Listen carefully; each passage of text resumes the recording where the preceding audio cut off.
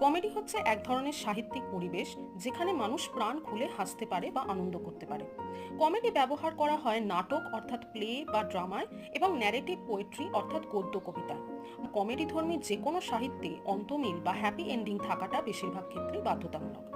হাসি আমাদের কখন পায়? যখন আমরা আমাদের সামনের কোনো মানুষকে এমন একটা ভুল করতে দেখলাম যে ভুল আমরা নিশ্চিত থাকি যে আমরা কখনো করব না। যেমন, যদি কোনো মানুষ আমাদের সামনে হাস্যকরভাবে মাটিতে পড়ে যায় তখন আমরা হাসতে থাকি।